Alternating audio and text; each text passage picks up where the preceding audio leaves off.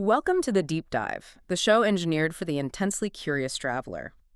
We take the world's most compelling but often challenging destinations, we analyze them, and we figure out exactly what it takes to turn that dream trip into a real expedition. And today, yeah, we are charting a course for one of the planet's most isolated places. I mean, it's a huge island that's split off from the continent so long ago that its evolution just went down a completely unique path. We are talking about Madagascar. Exactly. The eighth continent, as it's often called. Mm. It's a place just defined by its wildlife lemurs, chameleons, those incredible baobab trees, Cool. stuff you just can't find anywhere else. And the images they're so powerful, it gives you this true sense of a lost world. I mean, for a serious nature lover, this is the definition of a bucket list destination. And here's the rub, this is why we're doing this deep dive. Madagascar is also known as one of the hardest places in the world to travel. The path to that paradise is, well, it's paved with some serious logistical hurdles and a pretty big financial investment. That's precisely it. That's the mission today. We're here to kind of guide you through that, to separate the romantic hype from the demanding hassle.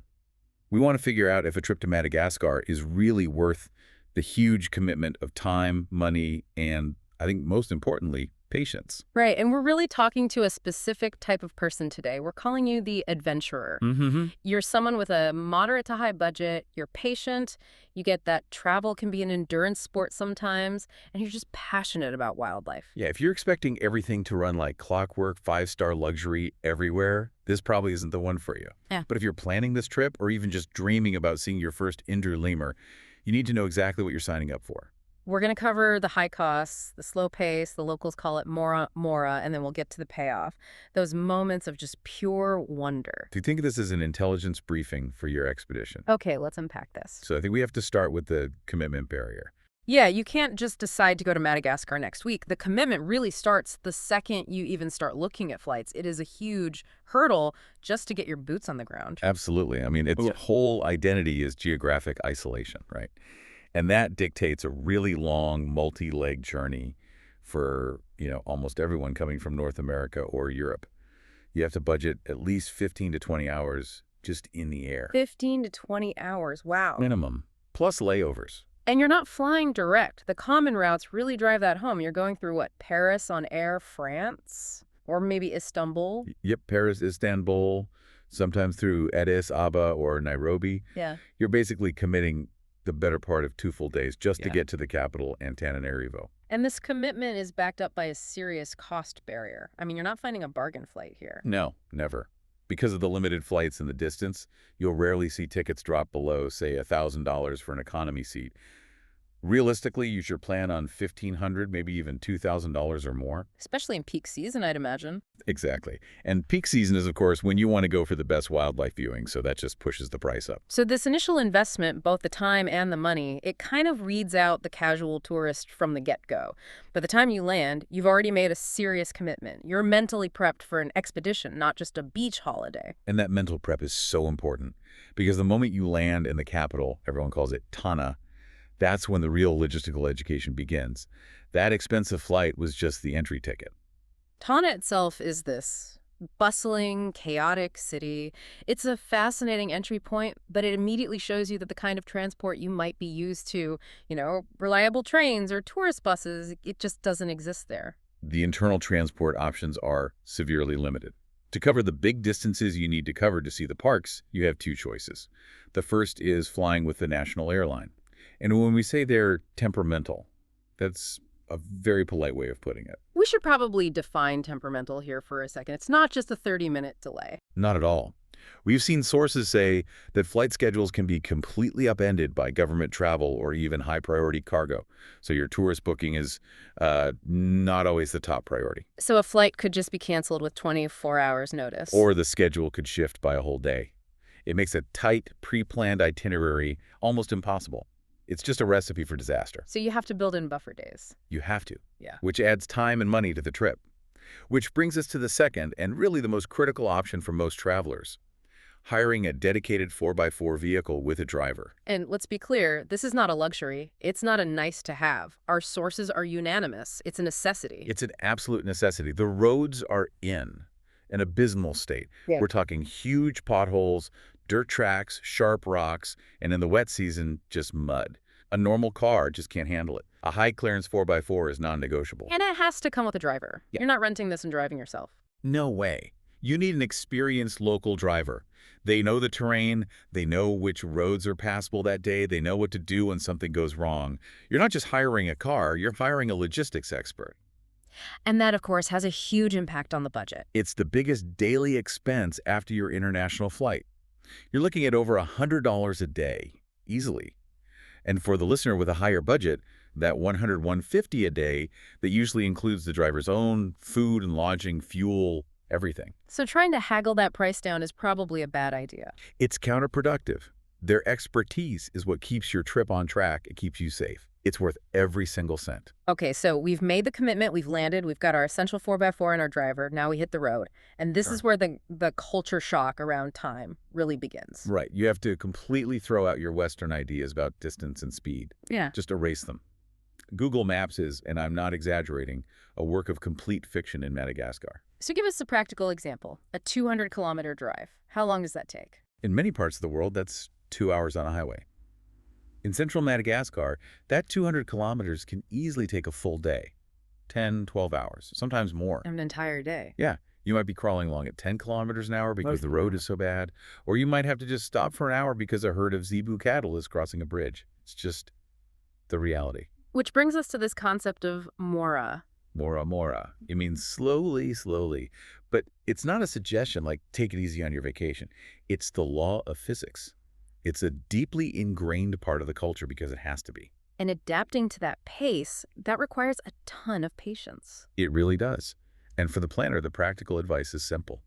You have to severely limit the scope of your trip. This is so important. You cannot see the whole island in 2 weeks. You can't do the Singi in the west and the rainforests in the east and a beach up north. If you try, you'll spend 90% of your trip miserable in a car. You have to choose. Commit to one region, go east for the Indri lemurs, go west for the baobabs and the Singi, or go south for the coast. Pick one. Otherwise, you're just setting yourself up for what we call travel misery. You spend so much energy on the logistics, you're too exhausted to actually enjoy the things you came to see. You are literally forced to trade efficiency for a more profound experience. And you have to be okay with that trade-off. What about the real budget traveler, though? Someone who can't afford the $100 a day 4x4. What's their option? A great question. The local option is something called a taxi, Bruce. These are basically very crowded, often very old minivans. They are incredibly cheap, but they have no schedule. They leave when they're full, which could take hours. They stop constantly. They're uncomfortable. Breakdowns are common. I mean, it's more to the extreme. For anyone who values their time and a basic level of safety, the 4x4 is the only real option. So the mindset you need is flexibility. You have to just ditch the idea of a strict minute-by-minute itinerary. Absolutely, because things will go wrong. We can promise you that. A flight will get canceled. A road will be flooded. If you're mentally rigid, you'll burn out. The trick is to build in those buffer days and just roll with the punches. I read a story about a traveler who got stuck for 4 hours because a village festival was having a zebu parade that blocked the only road. And that's it. That's Mora Mora in action. And if you embrace that, if you see it as part of the adventure, you'll have a much richer experience than if you just sat there fuming about your schedule. Okay, so we have survived the flight, we've navigated Tana, we've endured the 10-hour drive, we've finally arrived somewhere. Now we get to the rewards, starting with where you actually stay. The accommodation is really part of the immersion. In Tana, you'll find, perfectly fine city hotels, good for a night to get over jet lag. But that's not the real experience. No, the real experience is in the eco-lodges near the national parks. Yeah.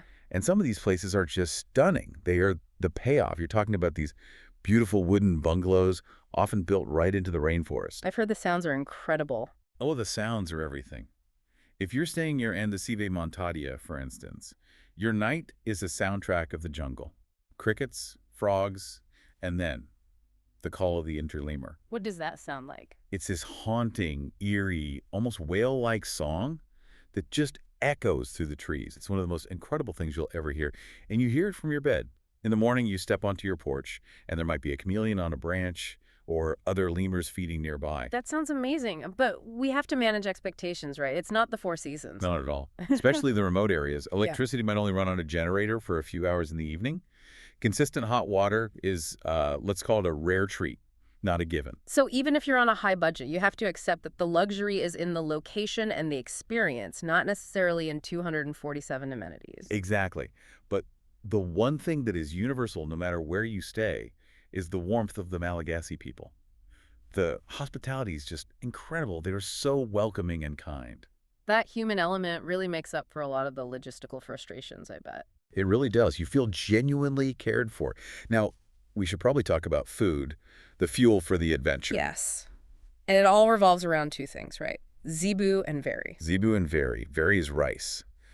And it's not a side dish. It is the meal. It's eaten for breakfast, lunch, and dinner. They have one of the highest per capita rice consumptions on the planet. And Zebu. Zebu is the local horned cattle you see everywhere. The steak is fantastic. It's leaner than Western beef, really flavorful, and they grill it perfectly. It's a staple you have to try. Okay. And if you're on the coast? Then you are in for a treat. The seafood is incredible and so cheap. Fresh fish, giant prawns, even lobster. It's amazing. And there's a French influence too, right? With the baguettes. Yes. This is one of the wonderful legacies of the colonial era. Yeah. You can find fresh, delicious baguettes almost everywhere, even in tiny, remote villages. It's a great, reliable snack. Now for the deep dive. The national dish, romazava. Ah, romazava. It's a fantastic stew, usually with zebu and lots of leafy greens. But the key ingredient, the thing that makes it so unique, is a specific flour. The one that creates a tingling sensation. That's the one. It's often called paracris. So what does that actually feel like? Is it spicy? It's not spicy at all. It's Yeah. a vibration. It's like a very mild, gentle, citrusy electric shock on your tongue. It's a completely unique feeling. You have to try it to understand it. And in terms of cost, tourist lodges are a bit pricey, but the local places, the hotels, Super cheap. You can get a huge, delicious plate of rice and zebu for just a couple of dollars. yeah. And it's a great cultural experience. Okay, final critical health tip. Non-negotiable. Stick to cooked food and bottled water. The last thing you want is to get sick when you're facing another 10-hour drive on those roads. All right, so we've survived the logistics, we've adapted, we've eaten well. Now we get to the absolute core of why people make this journey, the payoff. This is it. This is where Madagascar proves it's the eighth continent. Something like 90% of its wildlife is found nowhere else on Earth. And we have to start with the lemurs. The endemic superstars. Seeing them in the wild is it's a profound experience. It justifies the entire trip. There are over 100 different species, and you can only see them here. And the best place to see the big one, the Injure, is Unmissable Montadia National Park. That's the spot. And to see them, you have to hire a local guide, and you have to track them. It's not a zoo. And you find them by sound first, not sight. Exactly. You listen for that incredible, haunting call. Your guide hears it, and then you start moving through the forest, often scrambling up muddy hills through thick vegetation. It's a real effort. It is. But that moment when you finally spot them high up in the canopy, maybe a mother with a baby clinging to her back, it's pure magic. Just an unforgettable moment of wonder. But it's not just the animals. The landscapes themselves are otherworldly. We have to talk about the Avenue of the Baobabs. The most famous picture of Madagascar, right? Those giant, ancient, bottle-shaped trees along a red dirt road. And everyone says it's even better in person. Oh, it is. The pictures just can't capture the scale. Yeah. These trees are massive. Some are over 800 years old. It feels like you're on another planet. And we have a pro tip here. Timing is everything. Absolutely critical. You have to be there for sunrise or sunset. The light is just magical. It makes the red earth glow, and the long shadows of the baobabs are just spectacular. Okay, here's where it gets really interesting. We're moving from these peaceful giants to something for the serious thrill seekers. The Tsingy de Bamara National Park. The Tsingy, the name literally means where one cannot walk barefoot.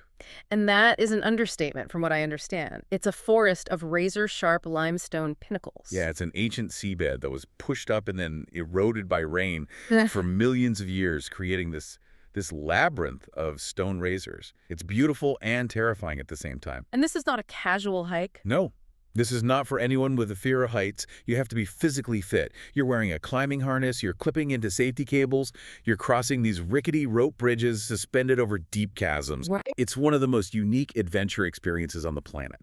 It's like a mix of climbing, caving, and hiking all at once. The views from the top are just unreal. And after all that adrenaline, you probably need to relax, so there are coastal options to end the trip. For sure. If you want a more developed resort-style experience with diving and good infrastructure, you go to Nosy Be. It's the most famous island destination. And for something more remote, I'd recommend Ifity. On the southwest coast, it's much more laid back, less developed. It's great for snorkeling on the coral reefs and just unwinding after the intensity of the mainland. okay, we've covered the itinerary, but now we need to talk about the deeper context of traveling here, the responsibility, the safety, the realities on the ground. Right. And starting with safety, the night walks are incredible for seeing nocturnal animals, but you absolutely must have an expert local guide. It's dangerous to go alone at night. Very. The terrain is treacherous even in daylight. Don't wander off into the jungle after dark, period. Rely on the guides. And in the cities, like Tana, be smart about petty crime. Don't flash expensive gear, don't walk alone at night, just basic travel sense. And the overall vibe of the country, you said it feels ancient. It does. You're constantly aware that you're in this unique ecological bubble that evolved on its own for millions of years. There's a real sense of resilience in the land. But you also have to confront the reality of the poverty. You do, and it's widespread, and it can be confronting. You can't ignore it. You have to travel with your eyes open and with empathy. Which brings us to responsible tourism. This isn't just a buzzword here, it feels essential. It is absolutely essential. You have to make your travel dollars matter. That means choosing eco-lodges that employ local people. It means hiring licensed local guides, buying crafts directly from the artisans who make them. Your budget can actually have a positive impact if you're thoughtful about it. Exactly. And you'll find Malagasy people are incredibly resourceful and friendly. They have this deep connection to their ancestors and to the land. The trip really becomes an education. It's more than a vacation. Much more. It's an education in ecology, in culture, in resilience. Yeah. It forces you to think about your own impact as a traveler. Okay, so we've been through it all. The logistics, the wonder, the challenges. It's time for the final verdict. We've gathered all the intel. So the big question. After all the expense, all the hassle, all the required patience, is Madagascar worth it? And the answer is a conditional but resounding yes. A resounding yes, but with a huge asterisk, right? It's only worth it if you're the right kind of traveler. Exactly. Let's break down who that is. Yeah. It's worth it if you are truly adventurous, if you crave a real challenge, Yeah. if you are patient and can accept that delays are part of the story. If you're deeply, deeply passionate about unique wildlife, that's the main driver. And critically, if you have the budget for that essential 4x4 and driver, and you're willing to just roll with the punches. And we have to be honest about who it's not for. It's probably not worth it if you expect seamless efficiency or 5-star luxury everywhere. If you have thin patience or you're on a super tight shoestring budget, it's just going to be an exercise in frustration. But for that right person, the one who embraces Mora Mora, who sees the journey as part of the adventure, it's not just a trip, it's a true expedition. And it will reward you with moments of pure, unadulterated wonder. Sights that are a genuine 10 out of 10. For the right person, it's the trip of a lifetime. So what does this all mean? Well, all those millions of years of isolation that created this incredible, unique wildlife. That isolation is fading. In our connected world, the pressures are immense. Climate change, poverty, resource extraction. Yeah. They're all threatening this fragile ecological bubble. Which leaves a provocative thought for you, the listener. The isolation is what made Madagascar special, but now your connection to it can be what helps it survive. That's it. Your choices matter. Responsible tourism supporting local conservation, hiring local guides, choosing ethical operators, it's not just a nice idea. It might be one of the only ways to help preserve this ancient world for the future. So your trip isn't just an adventure for you, it's a potential investment in the long-term survival of the 8th continent. Exactly. Something to think about. Until next time, travel safe, travel smart, and choose wisely.